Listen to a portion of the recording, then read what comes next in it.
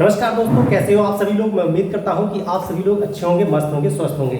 चलिए, रजत online study में आप सभी लोगों का तहे दिल से स्वागत करता हूं। जिन लोगों ने मेरा चैनल रजत ऑनलाइन स्टडी को सब्सक्राइब ना किया हो तो प्लीज़ एक बार सब्सक्राइब कर लें, जिससे कि आपके पास आने वाला नोटिफिकेशन तुरंत पहुँचे।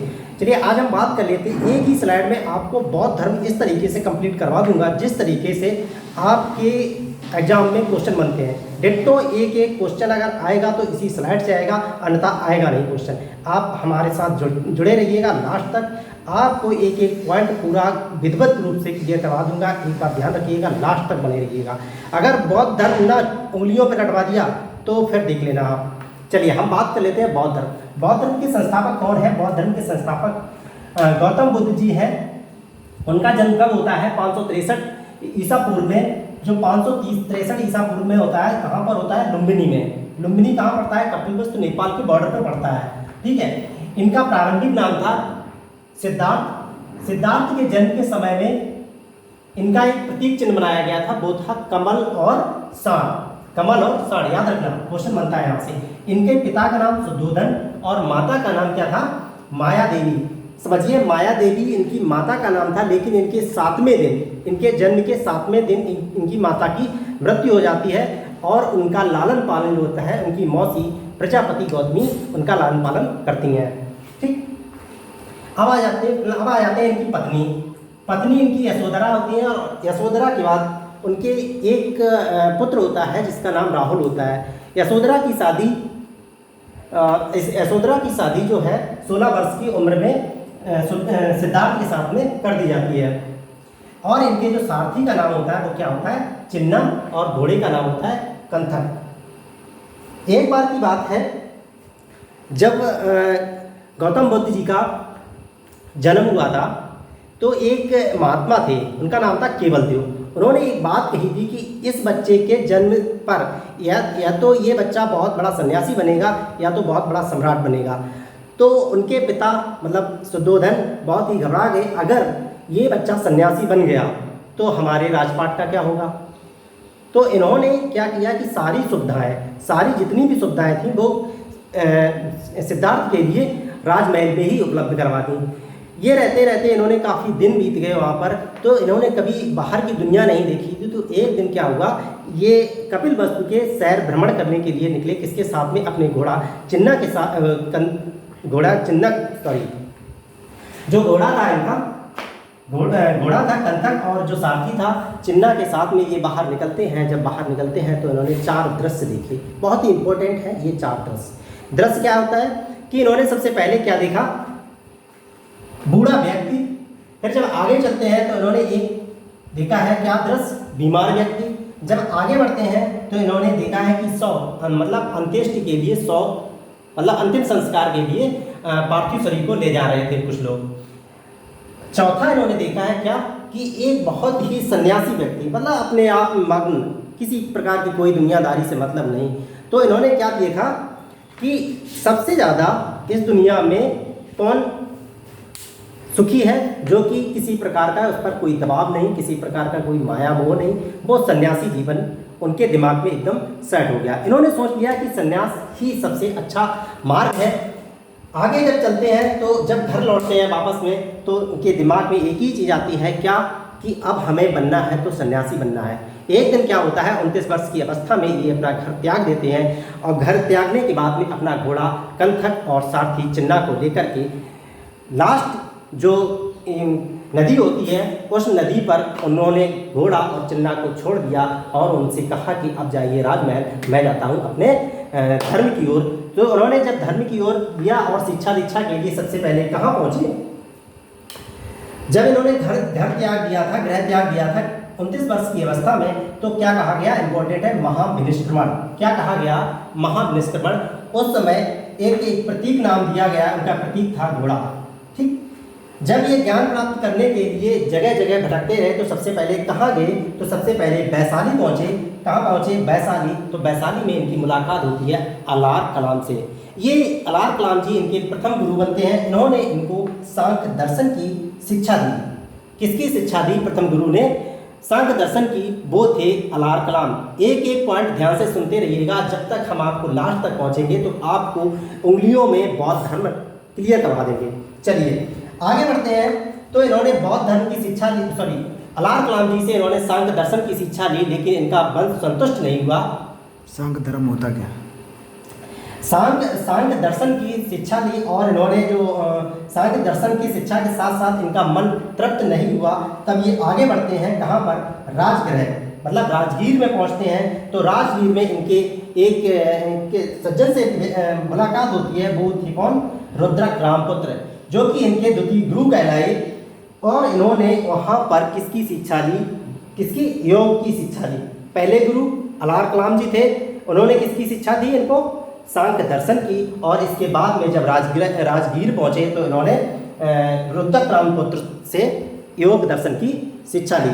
चलिए आगे बढ़ते हैं। तो उनको एक उर्वेला में 5 साधक मिलते हैं। उन 5 साधकों के नाम मैं बता देता हूँ। कौंडिल्य, बप्पा, भादिया और असागी और महानामा। ये 5 शिष्यों को इन्होंने इन 5 शिष्यों ने इनको कहा कि आप ज्ञान प्राप्त कर सकते हैं, आप मेरे साथ रहिएगा।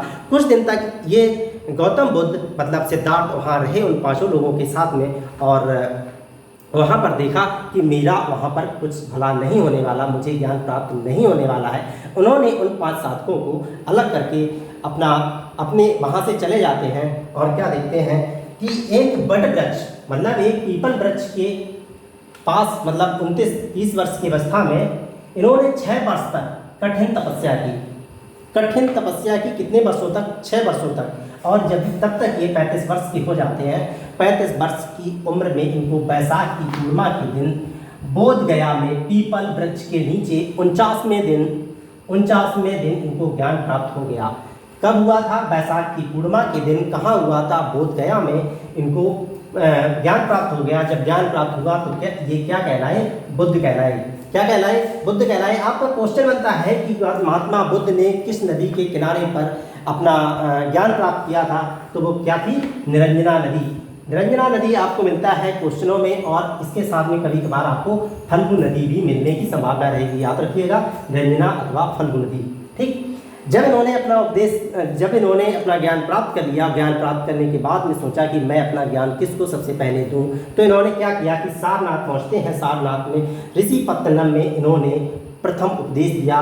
क्या? और इस प्रथम उपदेश को क्या कहा गया? धर्मचक्र परिवर्तन। क्या कहा गया? धर्मचक्र परिवर्तन प्रथम उपदेश था। और ये प्रथम उपदेश किन लोगों को दिया इन्होंने? बहुत ही इंटरेस्टिंग और इम्पोर्टेंट बात है। क्या?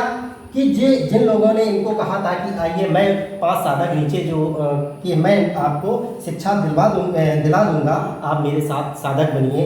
लेकिन जब यही 5 साधक आगे चल के गौतम बुद्ध से मिलते हैं तो यही 5 साधकों को सबसे पहले इन्होंने शिक्षा दी थी। कौन थे?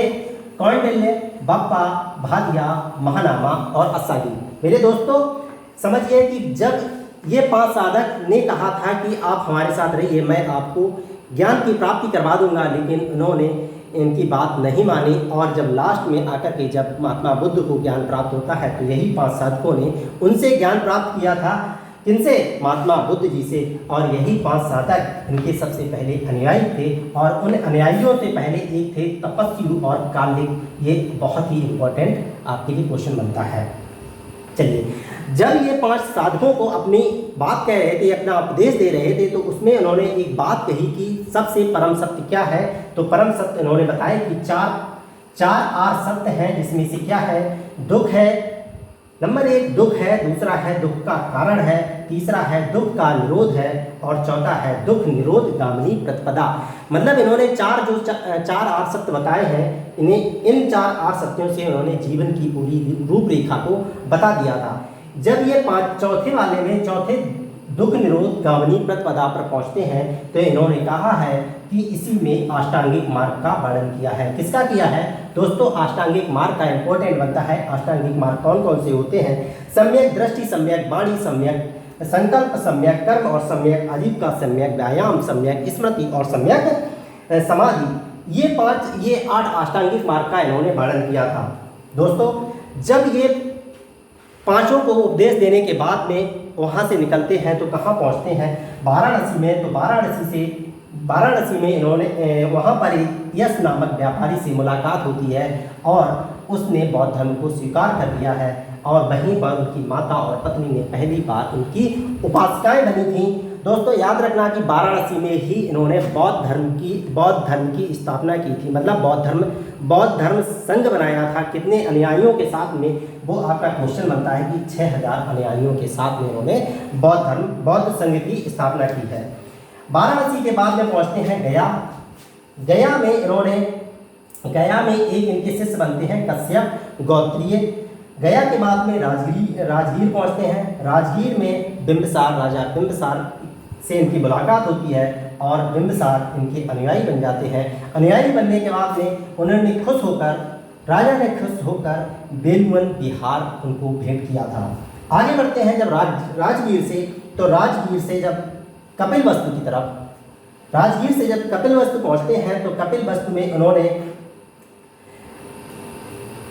अपना जो उनके घर के जो लोग थे, क्योंकि इनका जन्म जो स्थान है वो कपिलवस्तु ही है, तो कपिलवस्तु में कुछ लोगों ने और उनके राज्य के लोगों ने वहाँ पर इनका बौद्ध संघ स्वीकार किया।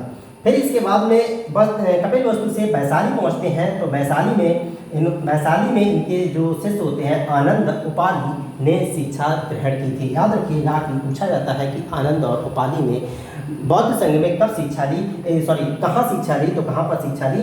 वैशाली में। ठीक, एक इंपॉर्टेंट क्वेश्चन बनता है कि सर्वाधिक उपदेश कहाँ पर दिए गौतम बुद्ध जी ने? तो सर्वाधिक उपदेश दिए हैं श्रावस्ती में। कहाँ पर दिए? श्रावस्ती में। और इन्होंने अंतिम वर्षावास, याद रखिएगा, अंतिम वर्षावास कहाँ पर व्यतीत किया है? तो वो कहाँ पर? वैशाली में। दोस्तों जब वैशाली में पहुंचे तो वैशाली में इनका अंतिम वर्षावास का मतलब है कि इनकी वहाँ पर मृत्यु हो जाती है और मृत्यु के समय वहाँ का राजा जो कुशीनारा के जो मल्ल थे वहाँ पर इनकी मृत्यु हो जाती है। मृत्यु का कारण कई पुस्तकों में अलग अलग मिलता है, इसमें कोई वो नहीं है कि वहाँ से क्वेश्चन बनने की आशंका नहीं रहती है। हाँ, लेकिन क्वेश्चन यहाँ से जरूर बनता है कि जब इनकी मृत्यु होती है तो मृत्यु को उनको क्या कहा गया है? तो दोस्तों मृत्यु को उनको कहा गया है महापरिनिर्वाण। क्या कहा गया है? महापरिनिर्वाण। इनकी मृत्यु हो जाती है और मृत्यु के बाद में संघ चलता रहता है और संघ जब चलता रहता है तो उन्होंने वहाँ पर 4 बौद्ध संगीतियाँ होती हैं। अब हम 4 बौद्ध संगीतियों की बात कर लेते हैं। उसमें से 4 बौद्ध संगीतियाँ कौन कौन सी हैं? पहली जो बौद्ध संगीत है हमने यहाँ पर ट्रिक के माध्यम से आप लोगों को समझाने का प्रयास किया है। पहला है कि आराम। क्या है? पहली जो है बौद्ध संगीत है उसकी आराम से मैंने ट्रिक बनाई है। आराम का मतलब होता है आ से अजातशत्रु और रा से जो होता है राजगीर में पहली बौद्ध संगीत होती है। कहाँ पर? राजगीर में होती है। और इसके जो अध्यक्ष थे, जो इन्होंने करवाई थी राजा थे अजातशत्रु और माँ से होता है महाकश्यप, इसके जो अध्यक्ष थे। ये कब हुई थी? 483 ईस्वी में, मतलब इनकी जो मृत्यु के समय ये बौद्ध संगीति स्टार्ट हुई थी। ठीक, चलिए दूसरी जो बौद्ध संगीत हुई थी दोस्तों बहुत ही इंपॉर्टेंट है। जो दूसरी बौद्ध संगीत हुई थी वो थी कहाँ पर? काला साहेब से मैंने ट्रिक बनाई है। काला का मतलब काला शोक ने करवाई थी। और कहाँ पर करवाई थी? तो वैशाली में करवाई थी। और इसका जो अध्यक्ष था वो था कौन? सर्वकामनी। ठीक है दोस्तों, काला से मतलब काला शोक और सह से मतलब होता है सर्वकामनी और बा से मतलब वैशाली। याद रखना, पहली की ट्रिक है आराम, दूसरे की ट्रिक है काला सैफ, और जो दूसरे की ट्रिक के साथ में ये बौद्ध संगीत कब होती है? वो होती है 383 ईस्वी में। और यहीं पे बहुत ही इंपॉर्टेंट बात ये होती है कि जब बौद्ध संगीत दूसरी होती है दोस्तों, तो दूसरी बौद्ध संगीत में 2 विभाजन हो जाते हैं। एक तो बौद्ध धर्म के अनुयायी को मानने वाले थे, मतलब बौद्ध की शिक्षाओं को मानने वाले थे, और एक लोग थे बौद्ध की नीतियों को मानने वाले, मतलब बौद्ध के विचारों को मानने वाले। ठीक है दोस्तों, तो जो दूसरी बौद्ध संगीत में जो काला शोक ने करवाई थी तो 383 ईस्वी में, तो किन 2 भागों में बढ़ जाती है? तो ये बढ़ जाती है महासंगीत में और स्तरगीरवादी में, 2 भागों में बढ़ जाती है। पूछा जाता है कि महासंगीत और स्तरगीर किस बौद्ध संगीत में विभाजन हुआ था? तो ये आपका था सेकेंड बौद्ध संगीत में। आगे बढ़ते हैं तीसरी बौद्ध संगीत में। तो तीसरी बौद्ध संगीत किसने करवाई थी? तो वो करवाई थी अशोक ने। और कहाँ करवाई थी? पाटलिपुत्र में। और इसके जो अध्यक्ष थे वो कौन थे? मौखलीपुत्र गोसाल। कब करवाई थी? ये 250 ईसा पूर्व में करवाई थी दोस्तों। कब करवाई थी? 250 ईसा पूर्व में। चलिए आगे बढ़ लेते हैं कि चौथी जो बौद्ध संगीत होती है, चौथी बौद्ध संगीत होती है, मैंने ट्रिक के माध्यम से इसको भी समझाया है। तो इसमें क्या है कि ये जो है के भी, मतलब के का मतलब होता है कनिष्क और के का मतलब होता है कुंडल वन कश्मीर और बी का मतलब होता है वैशाली। ये जो बौद्ध संगीत है कनिष्क के द्वारा कहाँ पर करवाई गई थी? कुंडल वन कश्मीर में। और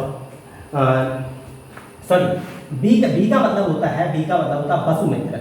वसुमित्र इसके जो अध्यक्ष थे वसुमित्र, ठीक। और ये कब हुई थी? तो 100 BC में हुई थी। एक बहुत ही इंपॉर्टेंट बात आ जाती है यहाँ पर, क्वेश्चन यहीं से बनता है कि किस बौद्ध संगीत में हीनयान और महायान दोनों अलग अलग मतलब उनका विभाजन हुआ था? तो चौथी बौद्ध संगीत में हीनयान और महायान दो संप्रदाय बने थे। वो किस बौद्ध संगीत में थे? वो चौथी बौद्ध संगीत में थे। क्वेश्चन सबसे ज़्यादा इन्हीं से बनता है कि पहली संगीत, दूसरी संगीत और तीसरी संगीत। चलिए आगे बढ़ लेते हैं कि जो बौद्ध धर्म के 3 पिटक होते हैं, तो 3 पिटक का नाम होता है पहला सुत्ति पिटक, अभिधम्म पिटक और विनय पिटक। इन तीन पिटकों से जो क्वेश्चन बनेगा तो वो बनता है कि जो सुत्ति पिटक का जो सुत्ति पिटक है उसका संकलन किसने किया था?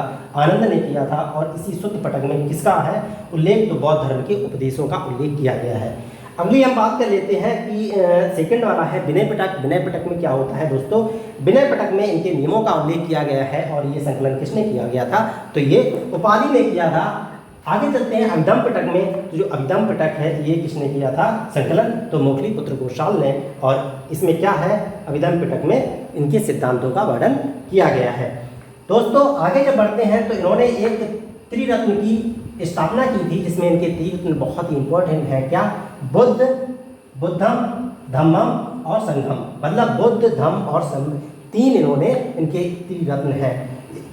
एक और बात होती है कि उपसंपदा बौद्ध धर्म में क्या है? तो उपसंपदा होता है कि 15 वर्ष की आयु में संघ में प्रवेश लेने वाले को उपसंपदा कहा जाता है।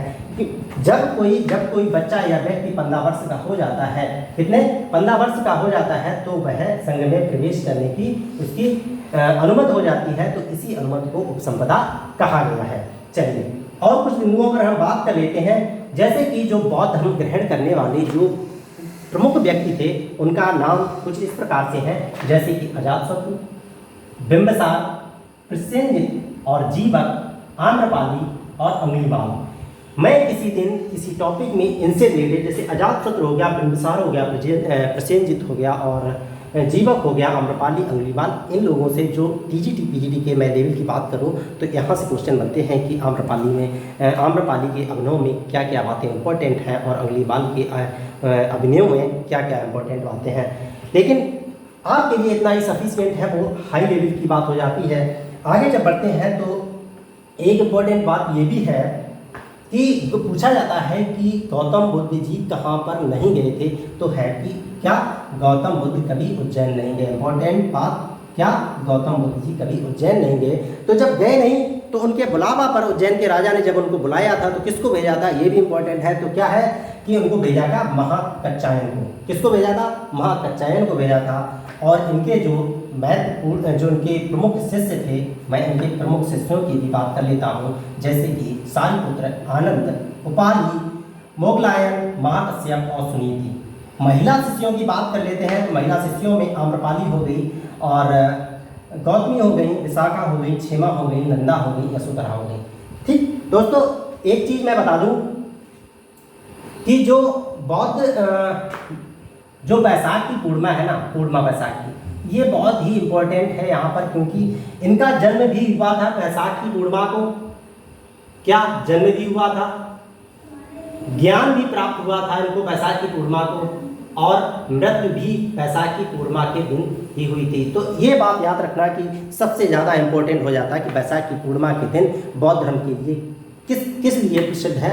तो ये इसलिए प्रसिद्ध है कि गौतम बुद्ध का जन्म भी होता है और इनको ज्ञान प्राप्त भी होता है और इनकी मृत्यु भी हो जाती है। ठीक दोस्तों, अब हम बात कर लेते हैं, यहीं पर एक सुजाता नाम की महिला होती है जो जब ये ज्ञान प्राप्त करने के लिए 29 वर्ष की अवस्था में अपना ग्रह त्याग देते हैं, तो वहाँ पर जब बट वृक्ष के नीचे बैठे होते हैं तो उनको ज्ञान प्राप्त करने में असफलता प्राप्त होती है। तो वहीं पर एक सुजाता नाम की महिला आती है और उनकी दूध से बनी हुई खीर उनको खिलाती है। तो कहा जाता है कि किस तरीके के ये महात्मा है, ये तो महिला के हाथ से खीर खाते हैं। तो वहाँ पर कुछ लोगों ने इनको अभद्रतापूर्वक बातें भी कहीं, लेकिन कुछ समय बाद में जब 35 वर्ष की अवस्था हो जाती है इनकी, तो 49वें दिन इनको ज्ञान प्राप्त हो जाता है और ज्ञान प्राप्त में इनको बुद्ध कहा जाता है। तो दोस्तों, मैं उम्मीद करता हूं कि मेरे द्वारा इस स्लाइड में एक एक बात जहां से क्वेश्चन फंसते हैं और क्वेश्चन आने की संभावना रहेगी तो इसी स्लाइड से आएगी, इससे ज़्यादा नहीं जाएगी। चाहे वो एसएससी हो, रेलवे हो, बैंकिंग हो,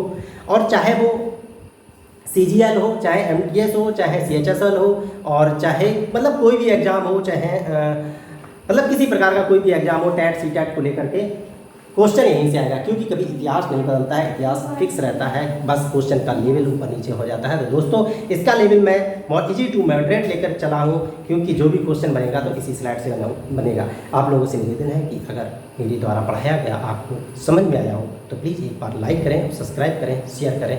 थैंक यू।